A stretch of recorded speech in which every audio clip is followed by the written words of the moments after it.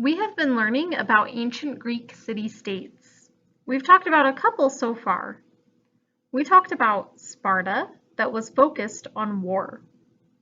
Remember, the people of Sparta fought in a long and hard war to gain more land and food, and decided they wanted to make sure that it didn't happen again. So they decided to train hard to become the best soldiers so that no one would be able to defeat them. Life in Sparta was pretty harsh. People had to have a lot of self-discipline, and they trained for the army from a very young age. We've also learned about the city-state Athens. In our last lesson, we learned how Athens got its name. Remember, the goddess Athena offered the Athenians the blessing of olive trees in return for their devotion, and so the people named the city after her. Turn and tell whoever is helping you today what some of the benefits of the olive tree that Athena described to the people were.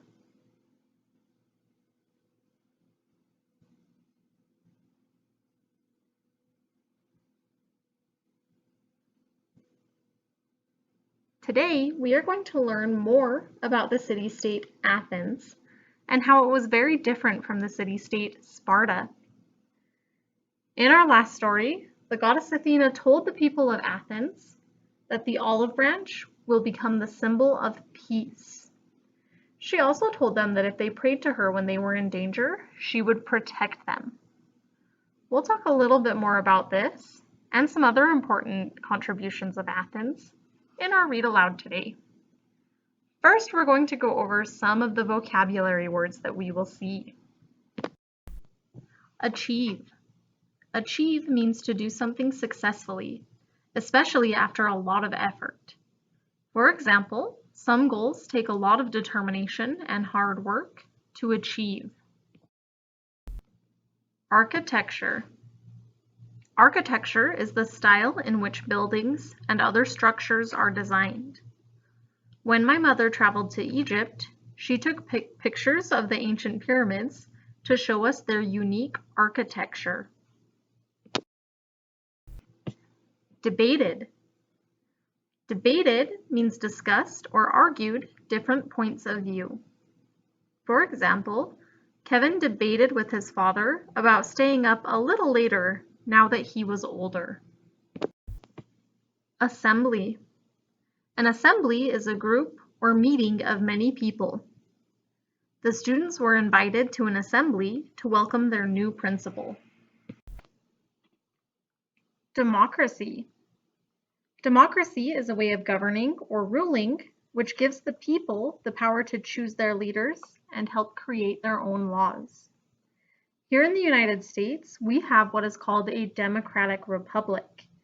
It is democratic because we engage in democracy by letting our citizens have a say in the way things are done in the government.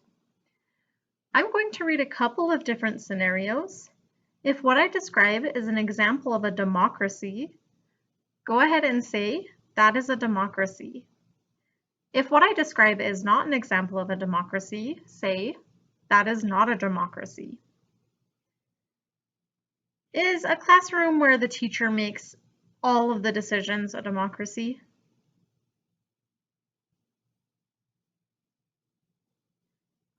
What about a student government meeting where every student gets to vote?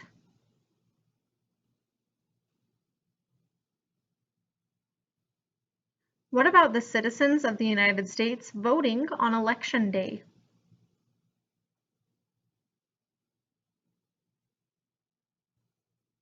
What about a kingdom ruled by a king who makes all of the laws himself?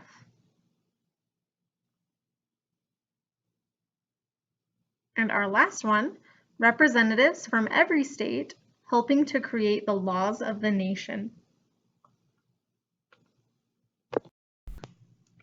Hero and Dion were on their way to Dion's home, passing through the central marketplace of Athens, where people spent as much time conversing, or talking, as they did shopping. The two young men stopped to buy some olives at a farmer's booth that stood beneath the branches of two old olive trees. As they stepped out into the sunlight again, Dion turned to look up at the top of the high hill. Really, hero? Dion asked. Is there a more beautiful spectacle anywhere than the Parthenon? The Parthenon was a temple dedicated to the goddess Athena. My father and I traveled to many wonderful places on our trading voyage around the Mediterranean, but I never saw anything equal to it. Hero agreed as he looked up at the magnificent temple. Just as the city-state of Sparta focused on self-discipline and training for battle, the Athenians focused on their love of art, beautiful architecture, and sculpture. Remember, architecture is the style in which buildings are designed. Is the Parthenon an example of architecture or sculpture? What do you think? It is architecture. The Athenians filled their remarkable city-state with graceful buildings that were pleasing to the eye. Inside these buildings, and in the public spaces around them, famous artists created statues for all to enjoy. Statues that even today are considered some of the finest ever made. Remember, we talked about a sculpture that was created by Myron, who had lived in Athens. That sculpture was the discus thrower. The Athenians were wealthy enough to cover a 40-foot high statue of Athena in gold before setting it in the Parthenon. The ancient Greeks showed their devotion to Athena by visiting her statue and offering her prayers and gifts. At the same time that the arts were the glory of Athens, Athenian scientists were making discoveries that would become the basis for modern science. For example, one scientist that you will learn about was a great observer whose ideas and classifications are still used today. Classifications are names and categories for something. Other ancient Greeks contributed inventions that the next civilizations developed more fully, including the gear, screw, watermill, and catapult. Also, plumbing, using furnaces to melt and shape iron, and using air, water, or steam for central heating. Athenian merchants, such as Dion and his father, were trading as far west as present-day Britain and as far east as present-day India. Remember, the ancient Greeks traveled great distances by land and by sea in order to trade and explore. These merchants brought back goods and even more knowledge from distant lands. This is another way that Athens differed from Sparta. As you heard earlier, Sparta was a closed society, meaning that most of the people were not allowed to travel outside of the city for trade or exploration. At the heart of all of these remarkable achievements was the Athenian belief that human beings could achieve almost anything they set their minds to, and in whatever they could not achieve, they could at least fail with grand grace. Grace means a polite or nice way of behaving. What do you think failing with grand grace means?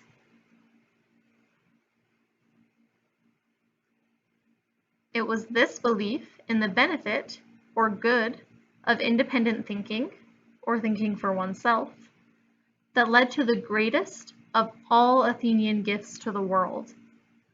Greater than the art, the architecture, or the Olympic Games, the gift of democracy. Remember, democracy is a way of ruling which lets people decide their leaders and help create laws. As Hero and Dion continued walking on that sunny afternoon so long ago, they glanced ahead and saw a face that they knew well. "It's Pericles!" Hero exclaimed. All Athenians knew the man whom they had elected, or chosen, to run their government. Pericles held great power, both as an army general and as the leader of their government. However, like all Athenian leaders, he had to be re-elected or chosen again, to his office every year. And if the Athenians did not like the job that he was doing, they could vote him out of office or right out of Athens for up to 10 years. It had not always been this way. In the past, Athens had been ruled by a king. Under the rule of a king, are the people allowed to help create laws or choose who the king is? No. What city-state did we learn about that had not just one, but two kings? Then, several nobles started to rule in place of the king. Nobles were wealthy men who were related to the king. Finally, a new leader came along who thought that every citizen should be able to take part in his government. Originally, only men who were born in Athens and who were considered wealthy enough were allowed to be citizens.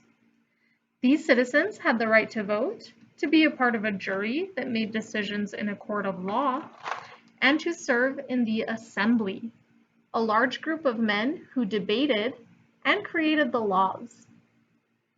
Over time, even poor men and some merchants who were not born in Athens, but who lived and traded there, were allowed to take part in the assembly. However, because there were too many citizens, over 5,000, participating in this assembly, it became too difficult to manage the meetings and allow everyone to have their say. Eventually, the Athenians decided to have some citizens from each area come to the assembly to represent the people from their area, so that the group could be smaller and easier to manage. Every citizen still had the right to choose who would represent them in the smaller assembly. Women, however, did not have the rights to do any of these things, even though they could own land and have their own money. Athenian girls also did not have the right to attend school as the boys did. For Athenian women, it was more important that they learn to cook, sew, and clean. However, all well-educated young ladies learned at least enough mathematics at home to be in charge of a household budget. A budget is a plan for how money will be spent at home. And some who had learned reading and writing at home were widely admired for their intelligence and learning. Most Athenians knew that the best woman friend of Pericles, leader of the Athenians, wrote many of his famous speeches for him. Yet she was not permitted to listen to him speak those words in the assembly, nor to vote for the laws he suggested.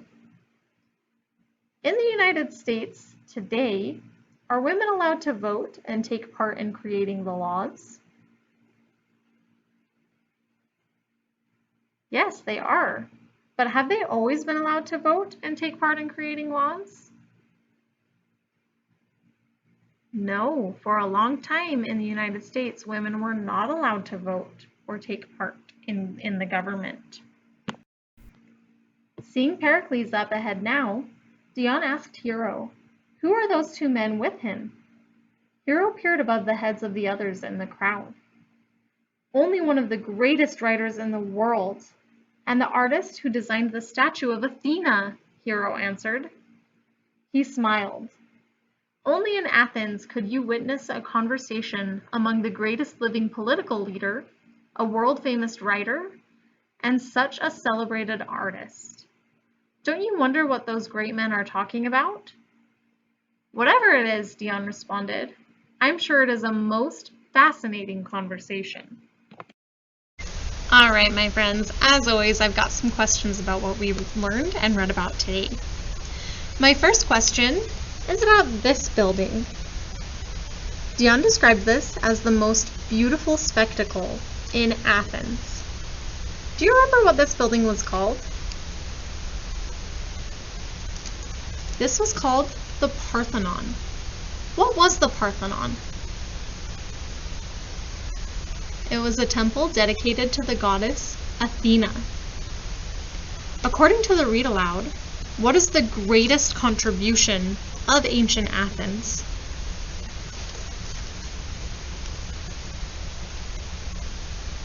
Our greatest contribution from ancient Athens is democracy. In this picture, we see a group of people working together and talking about issues and government. Democracy is a way of governing which allows people to have a voice in their government and laws. They get to choose and vote on different things. There was someone that was called the hero of democracy. Who was that hero of democracy? He was one of the leaders that started democracy in ancient Greece. What was his name? His name was Pericles. How did Pericles become a leader of Athens? He was elected, which means that the people of Athens voted for him. All right. How did Athens come up with the idea of democracy?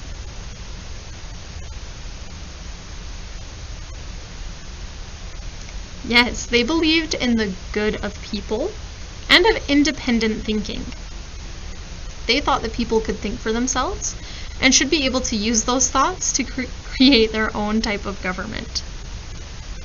We have now learned about two different city-states, two main city-states in ancient Greece. What are those two city-states? Yes, Athens and Sparta. How are those two city-states similar?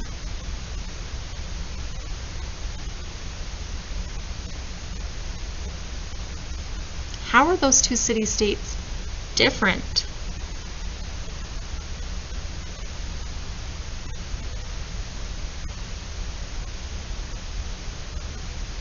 I want you to turn to your neighbor or your mother or whoever is helping you today and tell them, if you were living in ancient Greece and you had to live in either Athens or in Sparta, which city-state would you rather live in?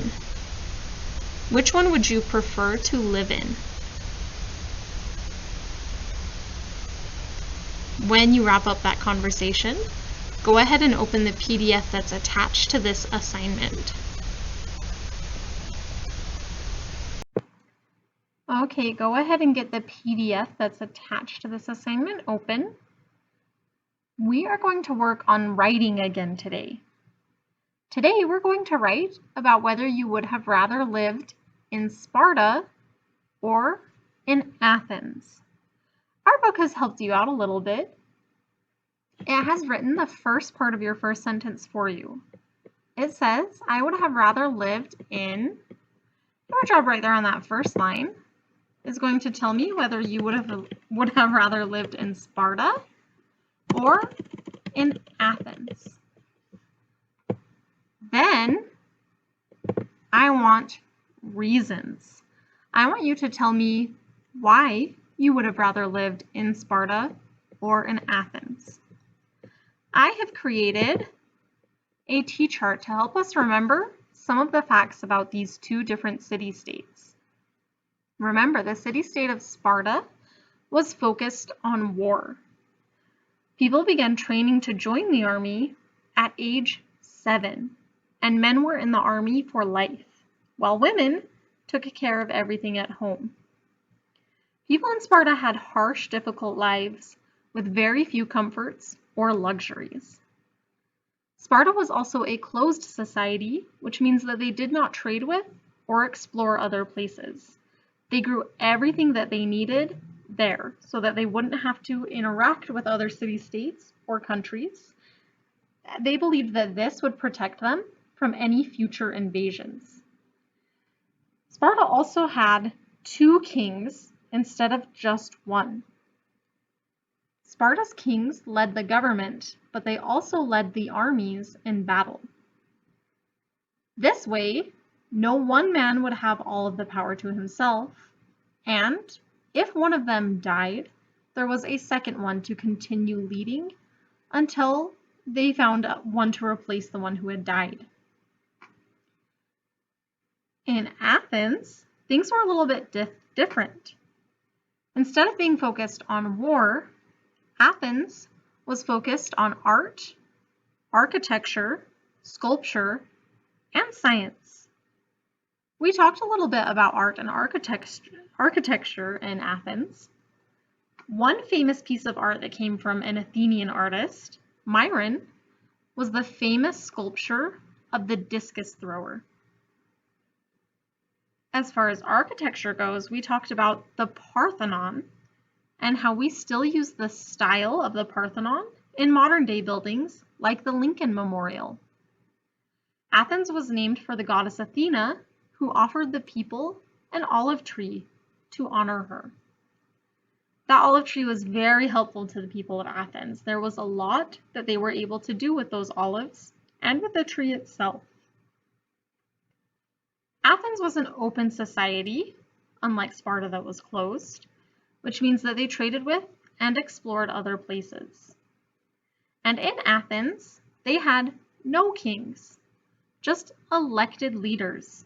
If a leader is elected, that means that the people voted and chose them to lead them. This is called democracy. In a democracy, people vote on their leader, and people also vote on their laws. They get to have a choice and a voice in what laws are created in their society. Athens is where democracy was born. I will attach this to our assignment so you can look back at it as you're writing. But I want you to think about which of these two places, Sparta or Athens, you would rather live. Do you think you would do better and have a happier life in Sparta? Or do you think you would like Athens better? When you have decided, we'll work on explaining why.